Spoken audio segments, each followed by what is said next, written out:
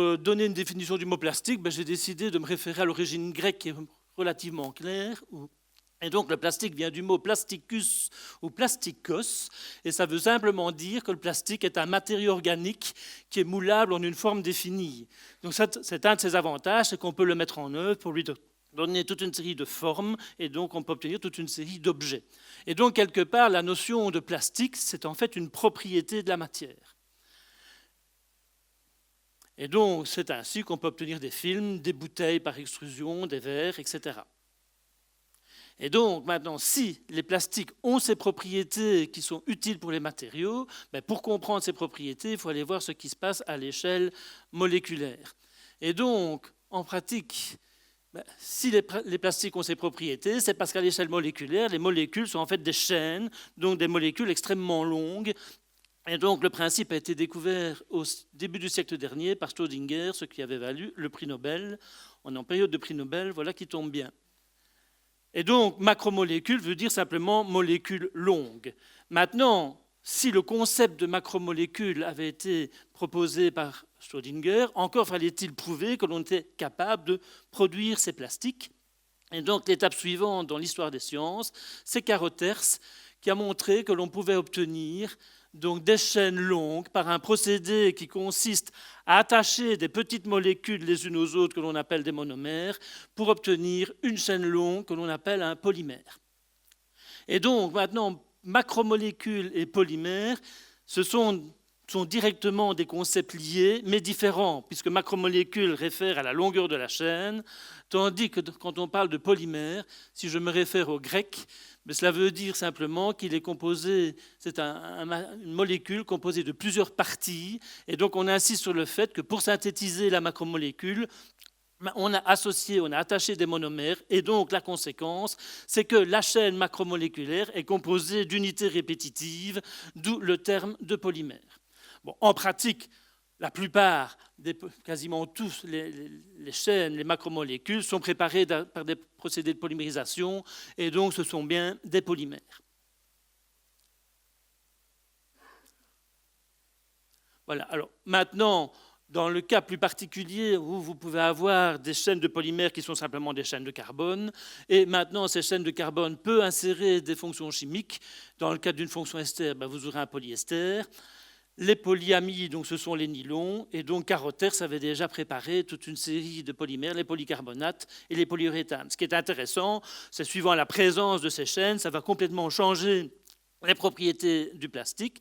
Ça va aussi ouvrir des possibilités de valorisation en fin de vie, puisque par exemple des fonctions ester peuvent se couper, et donc en fin de vie, vous pouvez couper les polymères en segments, simplement par hydrolyse de cette fonction ester, par exemple.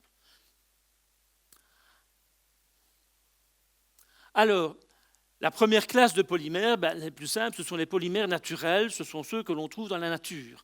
Et donc l'homme n'a rien inventé. Alors vous connaissez tous l'ADN au niveau donc, de son rôle pour la gestion de l'information au niveau du vivant. Vous avez les protéines et les enzymes. Vous avez au niveau donc, plutôt des matériaux de construction, la cellulose et la lignine, au niveau du monde végétal, l'amidon, la chitine, et les polyesters, dont PHA, ça veut dire polyhydroxyalcanoate, donc c'est une famille de polyesters qui sont directement préparés dans la nature. Et donc, quelque part, les polymères, sans polymères, il n'y a pas de vie, nous ne serions pas là, puisqu'évidemment, ils sont présents partout au niveau de la vie. Alors, le problème de ces polymères, on pourrait évidemment les extraire et les utiliser directement comme matériaux. Malgré tout, il y a quand même certaines limitations. C'est que, suivant l'origine naturelle, bien souvent, ces polymères ont des structures chimiques différentes et donc des propriétés différentes. Et ça, en termes de chimistes des matériaux, c'est une limitation parce que vous voulez que votre matériau ait toujours les mêmes spécifications, les mêmes matériaux, quelle que soit son origine. Donc ça, c'est une difficulté. Et donc, c'est quelque chose que le chimiste va devoir solutionner. Un autre problème classique, c'est bien souvent les polymères issus de la nature n'ont pas de bonnes propriétés mécaniques. Et donc, ça, c'est quelque chose que le chimiste va devoir rectifier. Et donc, maintenant, une possibilité, c'est tout simplement de transformer les polymères naturels par la voie chimique très légèrement, de manière à lui changer ses propriétés. Par exemple, la cellulose peut être transformée en nitrocellulose, la chitine peut être transformée en chitosane. Donc, ça veut dire que si le polymère de départ est bien naturel, le polymère transformé n'est plus naturel. Il est biosourcé, mais il n'est plus naturel. Et donc, biosourcé ne veut pas dire naturel. Alors, évidemment, l'impact sur l'environnement doit être évalué en tenant compte des étapes de transformation, des catalyseurs utilisés, de la chimie, de l'énergie utilisée pour ce faire. Alors effectivement, plus ces étapes seront limitées, évidemment, vous pouvez espérer avoir un impact moindre, et donc c'est quelque chose qui est intéressant. Néanmoins, pour certains matériaux, vous devez absolument arriver à plus transformer votre matériau si vous voulez obtenir les propriétés nécessaires pour une application donnée. Et donc, maintenant, on peut différencier, suivant le type de polymère, les polymères pétrosourcés, biosourcés ou CO2-sourcés, comme déjà mentionné dans la présentation d'Aurore Richel. Alors, la première chose à dire, c'est que la chimie du carbone est un cycle, et donc, quelque part, s'il y a une source au niveau du carbone, c'est plutôt l'origine où il a été conçu, c'est dans les étoiles. Donc ici, c'est un cycle, donc il n'y a pas de source au niveau du carbone. Donc, quand on parle de polymère pétrosourcé, quelque part, ça ne veut pas dire que la source du carbone, c'est le pétrole, ça veut simplement dire que le carbone est prélevé au niveau du cycle au stade du pétrole. Alors, la confusion vient du fait, évidemment, qu'on utilise souvent le mot sourcé. C'est pour cela que j'insiste sur cette notion qui peut entraîner ce type de confusion. On aurait pu choisir un mot un peu plus clair à ce niveau-là. Donc, maintenant, le gros problème au niveau de ce cycle de carbone, c'est que la vitesse nécessaire pour reconstituer les réserves de pétrole à partir de la biomasse est beaucoup trop lente. Et donc, quand on prélève évidemment du pétrole dans la nature beaucoup trop rapidement comparativement à la vitesse à laquelle il est régénéré, cela veut dire qu'automatiquement, vous allez avoir un phénomène de goulot. Et donc, le carbone sera donc accumulé sous forme de CO2 dans l'atmosphère, d'où les problèmes de réchauffement climatique. Et donc, à ce niveau-là, la solution du chimiste sera à ce moment-là de bypasser cette étape lente et donc de contourner ce problème environnemental, parce qu'effectivement, l'utilisation évidemment de pétrole n'est pas durable, puisque forcément, le pétrole va s'épuiser au fur et à mesure qu'on le consomme trop rapidement. Et donc, une solution, c'est d'utiliser la biomasse. Et donc là, on arrive avec la notion de polymère biosourcé. Donc là, effectivement, on aura un cycle beaucoup plus vertueux parce qu'il n'inclut pas une étape lente, comme c'était le cas.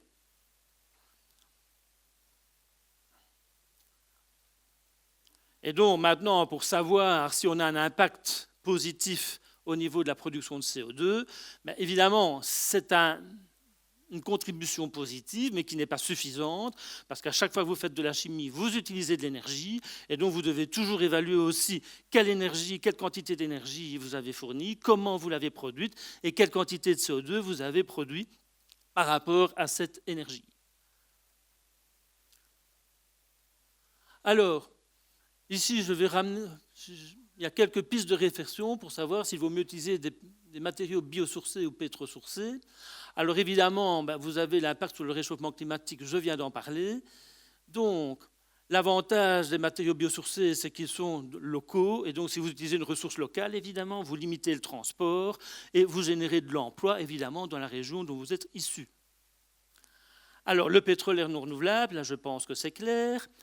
Alors, un des problèmes maintenant des matériaux biosourcés, c'est qu'ils peuvent être d'origine alimentaire. Alors, tout dépend de la source de carbone que vous utilisez. Si vous utilisez une ressource agricole d'origine alimentaire, vous allez avoir une compétition avec cette industrie et donc vous allez remplacer un problème par un autre.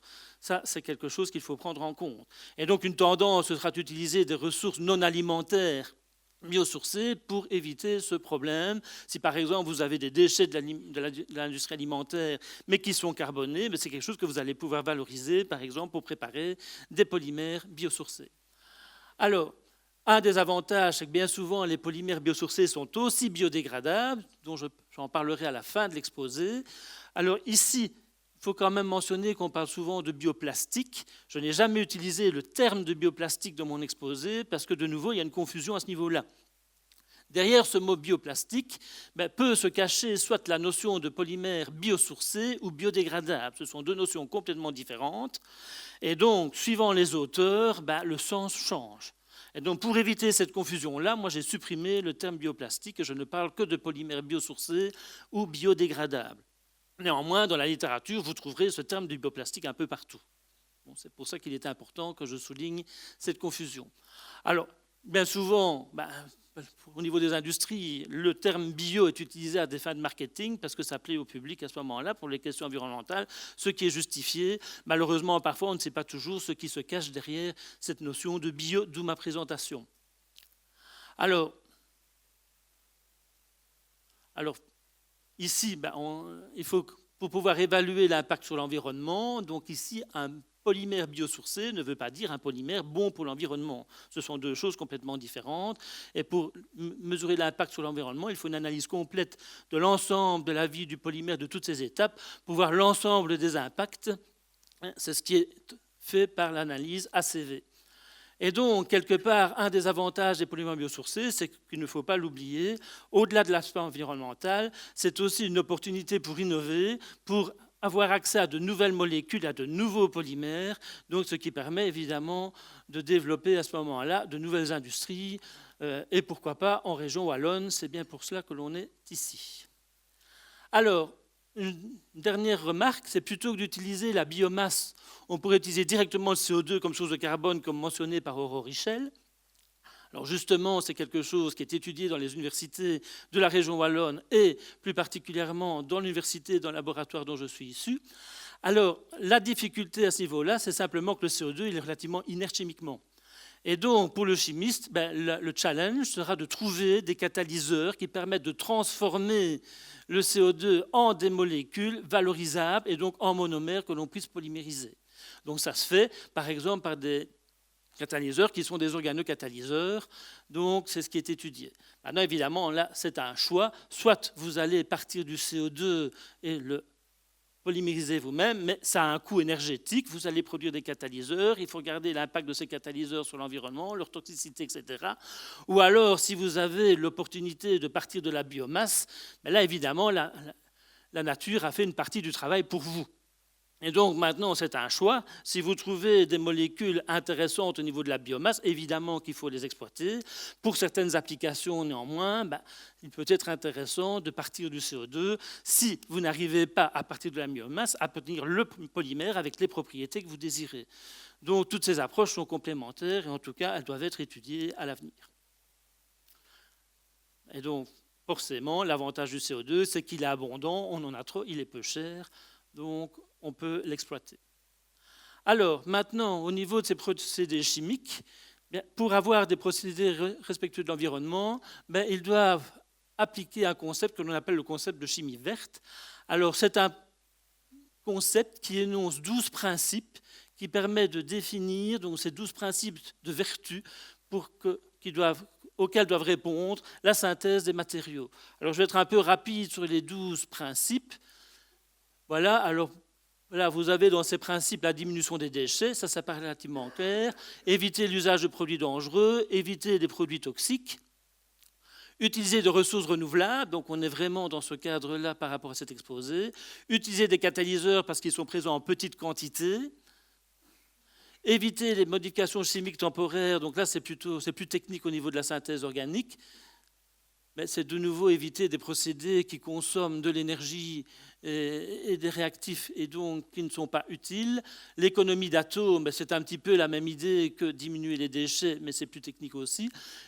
Alors, utiliser des solvants respectueux de l'environnement ou les éviter.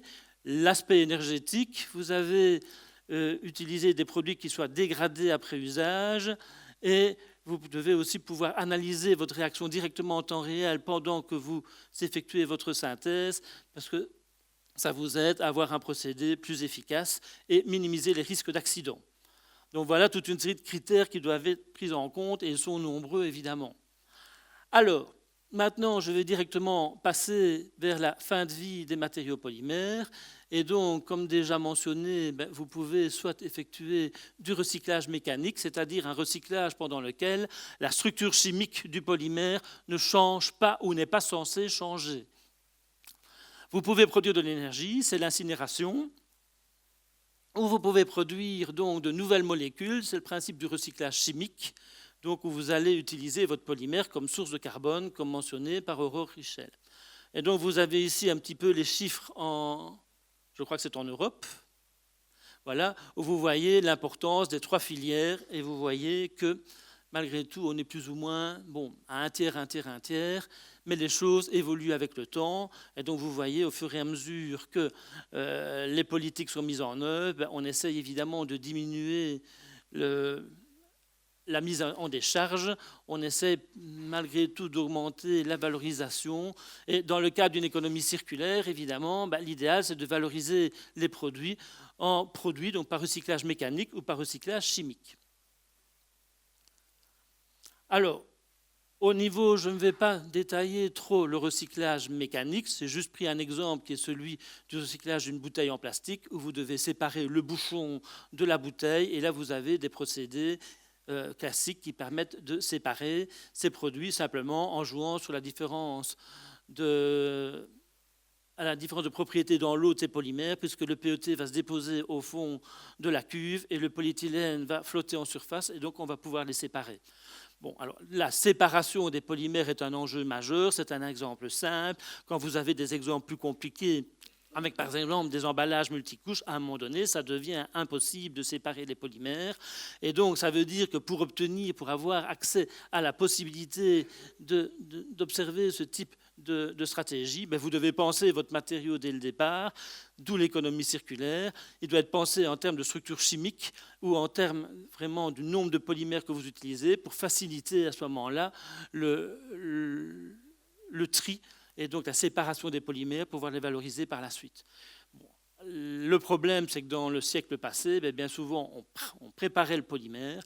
Quand on avait les bonnes propriétés, on était content. Et c'est seulement après coup, on se posait la question, qu'est-ce que je vais en faire? Est-ce que je peux le valoriser ou pas? Et donc, ça n'est évidemment plus satisfaisant aujourd'hui.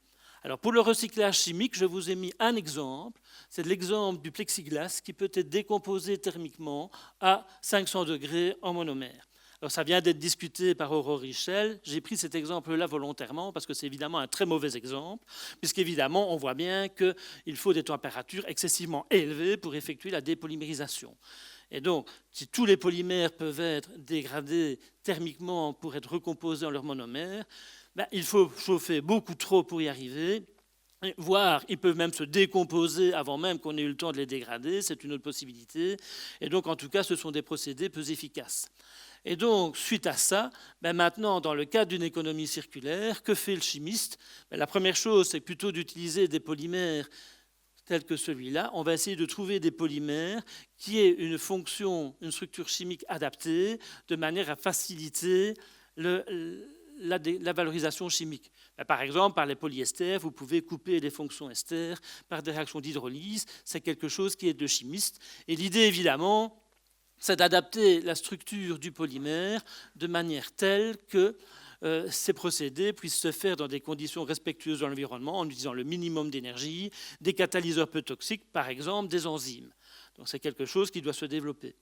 Alors, en tant que chimiste maintenant, ce qu'on peut faire aussi, vous voyez ici que la structure du monomère, c'est le métacrylate de méthyle. Et donc maintenant, ce qui est fait dans une optique circulaire, c'est qu'on essaye de découvrir de nouveaux monomères, de nouvelles structures, mais qui vont être adaptées, étudiées, pour engendrer un polymère aux propriétés adaptées pour l'application, bien entendu, mais 2, qui va être adapté pour faciliter la dépolymérisation et pour qu'elle puisse se faire dans des conditions plus douces. Donc il y a énormément de recherches qui se font à ce niveau-là et des publications sortent évidemment régulièrement où des exemples illustrent ce principe. Et donc c'est quelque chose qu'il va falloir appliquer à l'avenir, effectivement, au niveau de la dépolymérisation chimique.